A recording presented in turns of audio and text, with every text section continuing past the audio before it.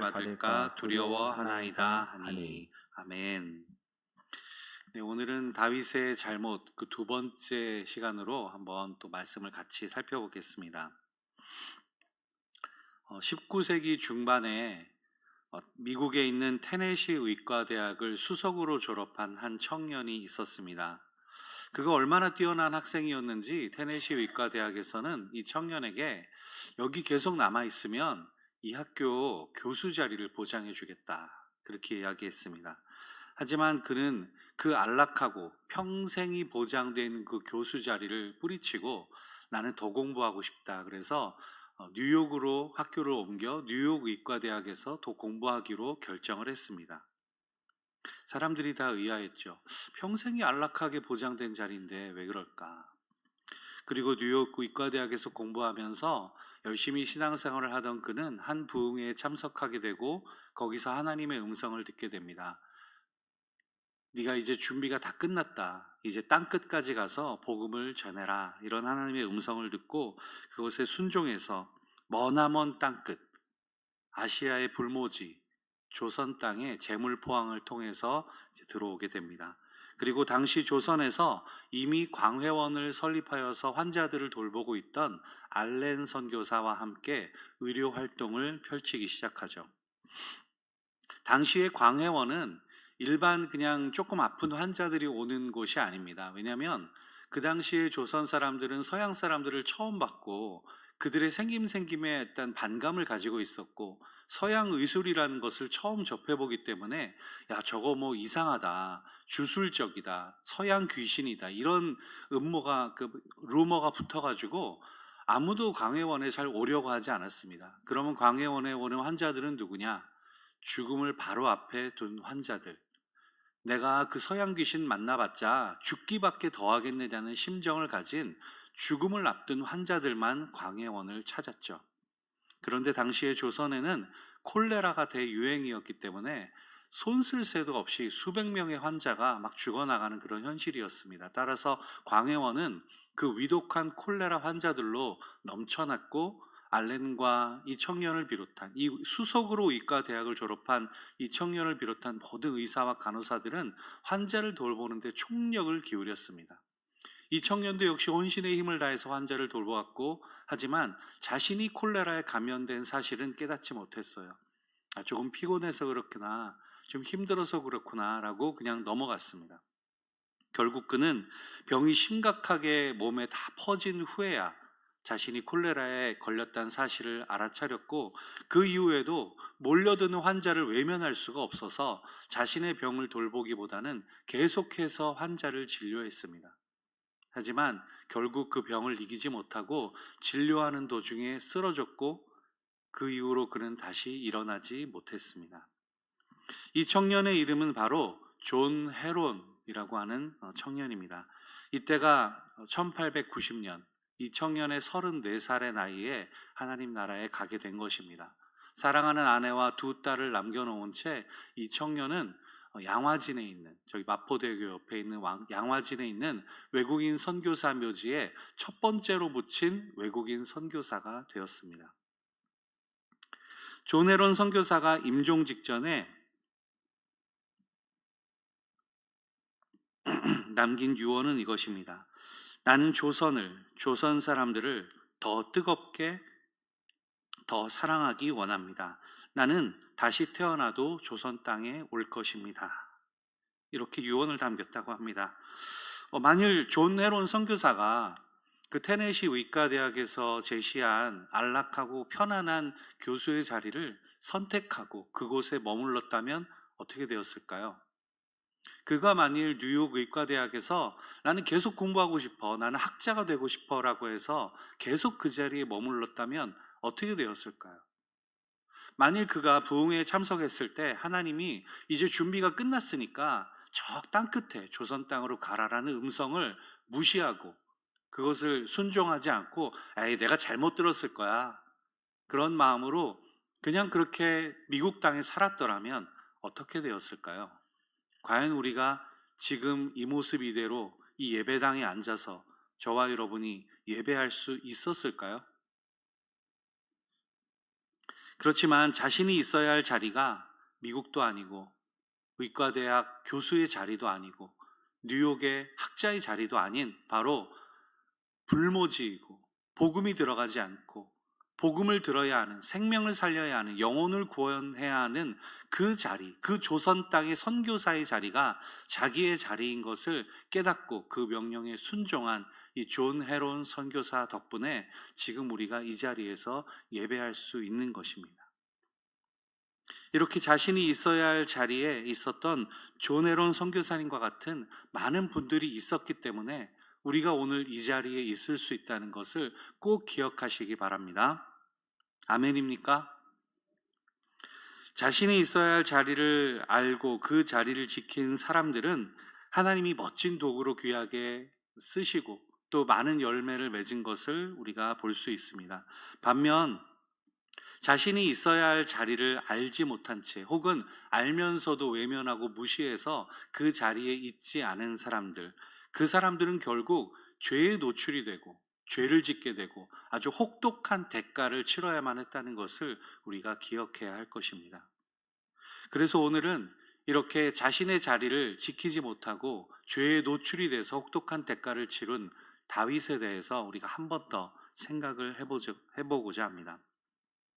지난번에 저와 함께 우리가 다윗의 잘못에 대해서 생각을 해볼 때 제가 여러분들과 함께 살펴본 내용은 다윗이 간음죄를 저질렀다. 그리고 그 간음죄를 감추기 위해서 청부살인, 즉 살인죄로 적용되는 똑같은 죄를 그가 저질렀다라는 것을 우리가 보았습니다. 비록 그가 회개하고 하나님이 그를 용서하신다고 했지만 그가 치러야 했던 대가는 태어난 갓난아기가 죽어야만 하는 아주 혹독한 죄의 대가를 치러야만 했다라는 것을 보았죠. 그리고 그렇게 됐어야만 이유는 원수들로 하여금 하나님을 비방하게 하는 구실을 줬다는 것이 바로 간과할 수 없는 큰 죄의 결과라는 것입니다. 자, 그럼 애초에 다윗이 왜 그런 죄를 저질렀을까요? 우리가 아는 다윗 그런 사람입니까? 아닙니다. 우리가 아는 다윗은 그렇게 덜 성숙한 사람이 아니에요. 다윗은 겸손했고요. 자신의 의지로 사는 사람이 아니라 하나님의 명령에 순종하여서 살 줄 아는 사람입니다. 다윗은 자신의 능력이 아닌 하나님의 능력으로 자신이 살아감을 분명히 인지하고 있었던 그런 사람입니다. 그의 평생에 걸쳐서 하나님을 배반하거나 떠난 적이 없는, 하나님이 너 내 마음에 꼭 들어맞는다고 내 마음에 합한 사람이라고 했던 사람이 다윗입니다. 그렇게 성숙하고 멋진 다윗이 애초에 왜 이런 잘못을 저지르게 됐을까요? 왜 그런 끔찍한 살인죄까지 저지르게 되었습니까? 먼저 우리는 이 다윗이 왜 이런 죄를 저지른가를 알기 위해서 이 사건이 벌어지게 된 배경을 좀 살펴봐야 합니다. 시계를 거꾸로 돌려서요. 우리 사무엘하 10장 그 앞까지 한번 조금 가볼까요? 사무엘하 10장으로 거슬러 올라가면 암몬 족속이 아람 자손과 함께 연합해서 이스라엘을 공격하는 그런 내용이 나옵니다. 이에 다윗은 요압 장군을 보내죠. 우리 7절 같이 읽어볼까요? 시작. 다윗이 듣고 요압과 용사와 온 무리를 보내매. 네. 이스라엘의 장군 요압은 다윗의 명을 듣고 암몬과 이 아람 자손의 연합군에 맞서 싸우기 위해서 동생 아비새와 함께 가서 두 무리로 군대를 나눠가지고 아주 맹렬히 싸우고 열심히 싸워서 전쟁을 승리로 이끕니다. 그래서 암몬 사람은 자기네 성으로 후퇴하고 아람 사람은 야 이거 안 되겠다 그래서 자기네 동족을 더 데려와서 다시 재정비해가지고 이 한 번 더 싸움을 또 걸어옵니다. 그리고 이번에는 다윗이 직접 나서죠. 우리 17절 함께 읽어볼까요? 시작. 어떤 사람이 다윗에게 알림해 그가 온 이스라엘을 모으고 요단강을 건너 헬림에 이르되 아람 사람들이 다윗을 향하여 진을 치고 더불어 싸우더니. 네. 자, 결과는 어떻게 됐을까요? 네, 이스라엘의 승리로 끝났죠. 이스라엘이 이겼습니다. 그래서 아람 사람들은 야 우리가 정말 졌다. 야 너희한테 못 당하겠다. 그래서 패배를 인정하고 완전히 그들과 이스라엘과 화친 조약을 맺고 그리고 내 다시는 너 암몬 사람들하고 내가 힘을 합치나 봐라. 암몬 사람 너희는 피해가지고 성으로 도망갔지만 우리는 그러지도 못하고 암몬 사람들을 원망한 거죠. 다시는 암몬 사람들을 돕지 않으리라 이렇게 마음을 먹습니다. 그런데 이 전쟁이 이제 다 마무리가 된 걸까요? 아닙니다. 이 전쟁이 아직 다 끝나지 않았어요. 왜 그렇습니까? 아직 암몬 자손이 이 성에 후퇴한 것뿐이지 완전히 전쟁이 끝난 게 아닙니다. 지금 이 암몬이 후퇴해서 전열을 재정비하고 다시 싸움을 또 걸어올 것이 분명한 사실입니다. 그래서 이 암몬 자손들이 그 성에 들어간 것을 두고 우리 1절을 보시면 이렇게 기록합니다. 그 해가 돌아와 왕들이 출전할 때가 되매. 이게 무슨 말입니까? 지금 암몬 자손이 자기네 성으로 후퇴해가지고 전열을 재정비하고 해가 바뀌었어요. 지금 그 해가 돌아와란 말은 어떤 특정한 연도를 지칭하는 말이 아니라 이들이 그렇게 전열을 재정비하고 해가 바뀌어 그 이듬해 봄이 돌아와서 이 말하고 똑같은 것입니다. 다시 말해서 이들은 부상당한 병사도 치료해야 되고요. 부서진 무기도 다시 정비해야 되고요. 군량미도 비축해야 되고요. 우리가 전쟁에서 일어날 수 있는 상황들을 생각할 수 있지 않습니까? 이것은 암몬뿐만 아니라 이 이스라엘도 마찬가지일 것입니다. 그래서 각각 전열을 재정비하고 다시 전쟁을 시작할 준비를 하고 자 이듬해 이제 해가 바뀌어 가지고 봄이 돌아와서 이제 싸움을 시작하려고 하는 그 때인 것입니다. 그래서 그 다음에 봄에 왕들이 출전할 때가 되매 이렇게 된 거죠. 자 그렇게 이제 재정비를 하고 만반의 준비를 갖추고 나서 왕들이 출전할 때가 됐다. 이 말은 무슨 말이냐면 지금 전쟁을 준비하고 있는 암몬과 그리고 이스라엘 왕, 곧 암몬의 왕 한운과 이스라엘 왕 다윗이 출전을 해서 이제 전쟁을 벌일 때가 됐다라는 것이 이 12장 1절의 내용이죠. 그러니까 이 12장 1절을 정리를 해보면 이것입니다. 그 다음에 봄이 되어서 암몬 왕 한운과 이스라엘 왕 다윗이 출전할 때가 되매 라고 12장 1절이 시작하는 겁니다. 자 이제 전쟁이 벌어지죠. 자 그런데 이상한 점이 하나 있어요. 우리 1절 뒷부분에 보니까 이렇게 기록합니다. 다윗이 요압과 그에게 있는 그의 부하들과 온 이스라엘 군대를 보내니 그들이 암몬 자손을 멸하고 랍바를 에워쌌고 다윗은 예루살렘에 그대로 있더라. 여러분 다윗이 왕들이 출전할 때가 됐다 그랬는데 다윗이 요압과 군사들을 다 보냈어요. 그런데 자신은 출전하지 않고 지금 예루살렘 왕궁에 머물러 있는 것입니다. 다윗은 전쟁에 나가지 않았습니다. 다윗이 지금 있어야 할 자리가 어디입니까? 랍바성 앞에 이스라엘 진영에 있어야 되죠. 그 전투의 자리, 그 전쟁의 자리에 다윗이 있어야 되는 것입니다. 그런데 다윗은 그 자기가 있어야 할 자리에 나가지 않았습니다.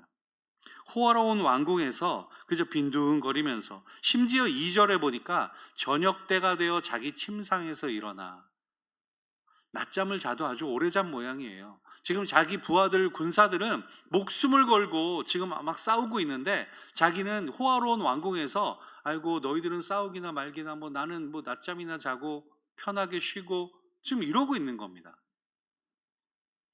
자신이 있어야 할 자리에 있지 않고 부하들은 목숨 걸고 싸우고 이게 왕이 취할 태도가 맞습니까? 근데 지금 다윗이 이런 잘못을 저지르고 있는 것입니다.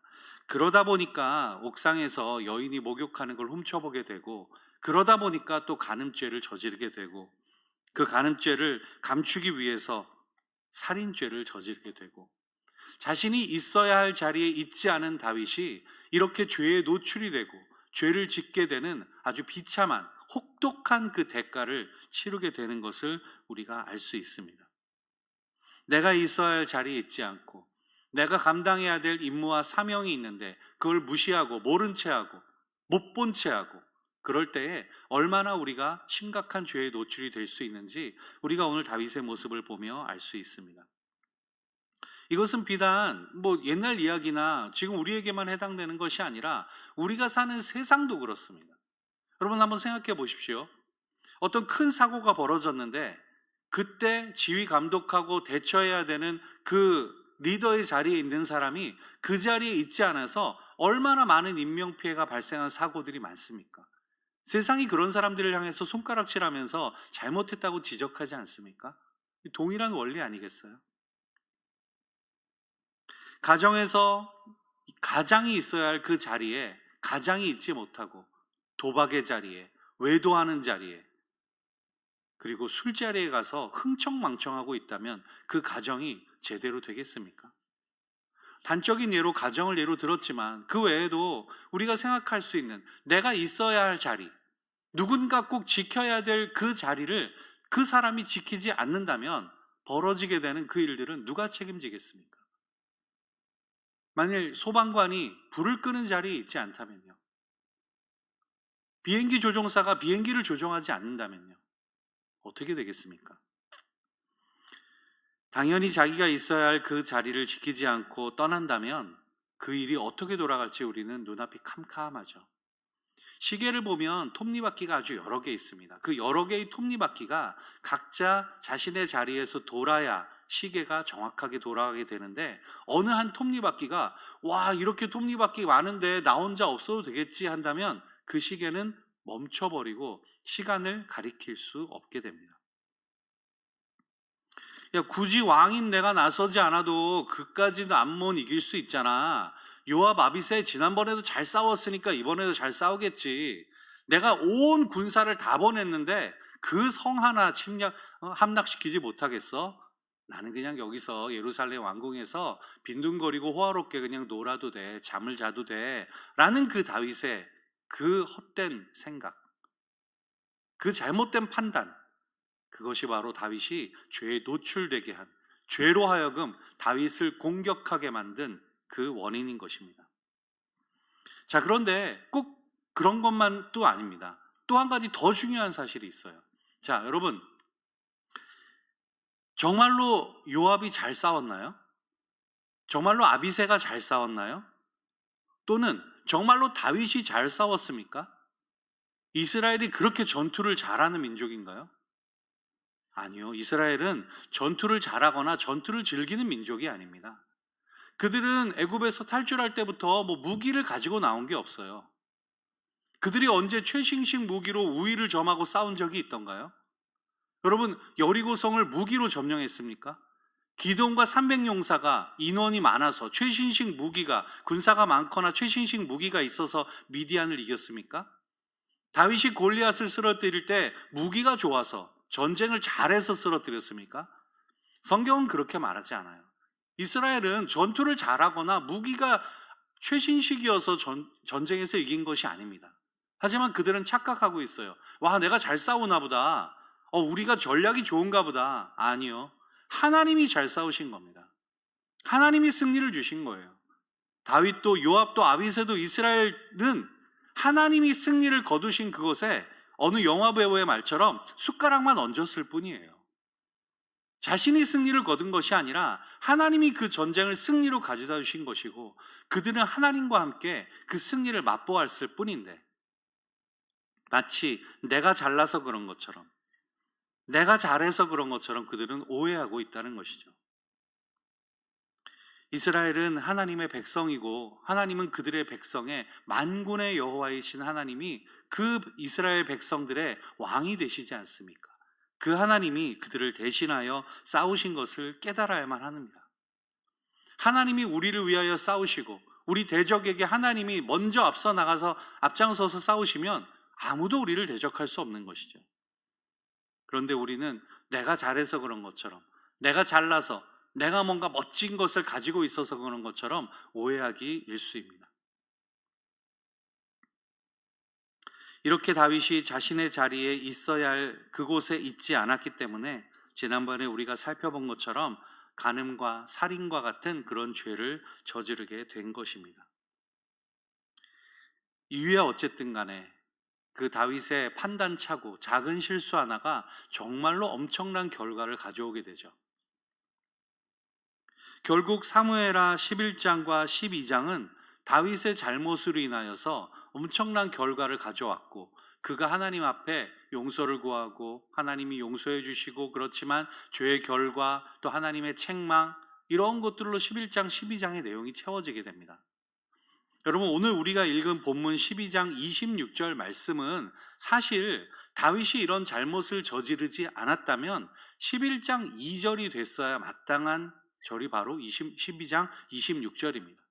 왜 그렇습니까? 11장 1절에서 그 다음에 봄이 되어서 왕들이 출전할 때가 되매 다윗이 군사들과 함께 출전했더라. 그리고 12장 26절에 요압이 라빠성을 점령했고 다윗에게 이제 그 성을 마무리하십시오라고 부탁하는 그 내용이 이렇게 연결이 돼야 정상인데, 다윗은 전쟁에 나가지 않았고 그가 죄를 저지르게 되었고 하나님이 노하시고 그를 책망하는 내용이 11장과 12장에 불필요하게 들어가게 되었다는 것입니다. 말씀을 맺겠습니다. 다윗 한 사람의 잘못 때문에 전쟁은 오래 지체되게 되고 우리아뿐만 아니라 많은 이스라엘의 병사들, 장수들이 라빠성을 함락시키려다가 목숨을 잃게 된 결과가 나오지 않았습니까? 나 하나쯤 이런 마음을 가져도 되는 것이 아니겠습니까? 우리 모두는, 우리 제일교회 성도들은 우리 제일교회를 이루고 있는 퍼즐 조각 중에 하나들이잖아요. 우리 큰 그림 중에 한 부분이잖아요. 여러분, 그림을 생각해 보시면 어떤 부분은 검게 칠해져 있기도 하고 어떤 부분은 그냥 하얗게 칠해져 있기도 하죠. 하지만 그 모든 것이 다 합쳐져야 비로소 하나의 큰 그림이 되지 않습니까? 아, 나는 왜 이렇게 어두운 색깔만 있어? 칙칙해. 나는 왜 이렇게 하얀색밖에 없어? 나는 빨간색이 좋은데. 나는 나무 잎사귀야. 나는 줄기가 밑둥이 되고 싶은데. 여러분, 하지만 그 모든 그림의 부분들이 다 합쳐져야 아름다운 하나의 그림이 됩니다. 나는 맨 꼭다리 퍼즐 조각일 수 있어요. 어떤 사람은 아주 중요한 퍼즐 조각인 것처럼 여겨질 때도 있고, 어떤 사람은 이거 하나 없어도 퍼즐 완성될 것 같은데 라는 그런 조각도 있을 수 있습니다. 하지만 뭐 하나라도 없으면 완성된 퍼즐이 아닌 것이에요. 불완전한 것, 완성되지 않은 것이 됩니다. 바로 우리 제일교회 성도들 한 사람 한 사람이 다 그렇습니다.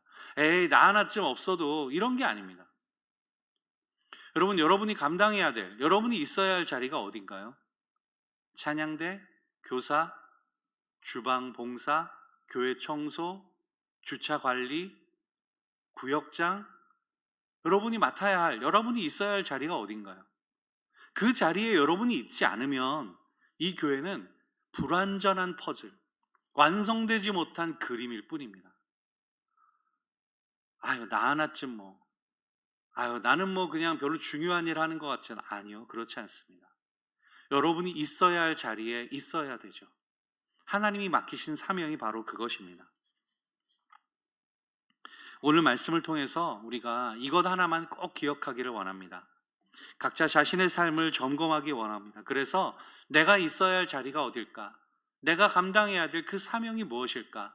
하나님께서 이 교회에 나로 하여금 나에게 맡겨주신 사명과 내가 있어야 할 자리가 무엇인지를 분명히 깨닫는 것이 필요합니다. 그리고 그것을 잘 감당해내도록 하나님께 간구하며 기도해야 할 것입니다. 여러분, 저는 지금 그거 안 감당하면 안 됩니다라는 말씀보다 더 중요하게 드리고 싶은 것은, 내가 있어야 할 자리에 있지 않고 내가 감당해야 될 사명을 감당하지 않을 때 내가 죄에 노출된다는 사실이 더 중요한 것입니다. 오늘 다윗을 통해 이 교훈을 깨닫고 그 죄에 대해 승리하는 저와 여러분 되기를 바랍니다.